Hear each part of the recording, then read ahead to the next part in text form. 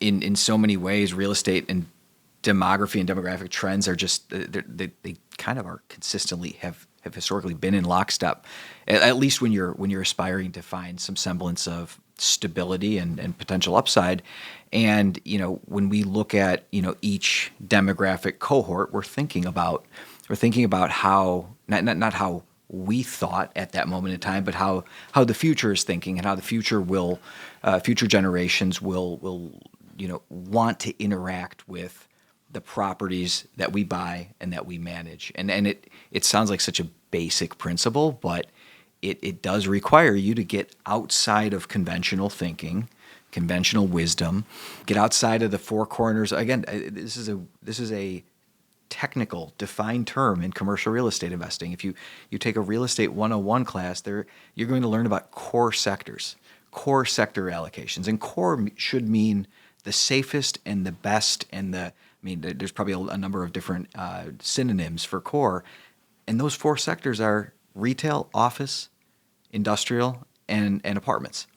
And two of those four sectors have gone through systemic dislocation over the course of the past several years. So that again is a kind of a foundation and a principle that's led us to a lot of these non-traditional takes on how to invest in and how to find opportunity in commercial real estate. Housing is a huge theme we can speak a lot about, right? Because there are subsegments of how to look at the housing market and how to look at where rentership is going to be popular and potentially undersupplied given some of the demand characteristics. But housing is just one element of our broader investment thesis. So Keith, like with the OZ or QOZ product, obviously you're keeping all that in mind when you're looking at what you're going to take on in that field space.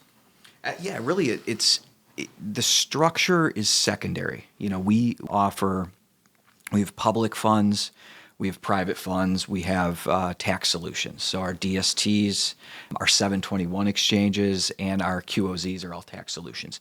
And those are that's a vehicle. That's the packaging. But the real estate thesis is consistent across each of those different structures. And that real estate thesis is, again, everything I just described. It's a mindset that the real estate market is evolving. Alternative sectors, once were considered niche, are kind of becoming, and maybe in the future the term core gets redefined because they're becoming more core. They're becoming more consistent with where institutional capital formation is occurring, where a lot of the smart early movers and early adopters are placing their investments. And I really believe that's kind of the wave of the future.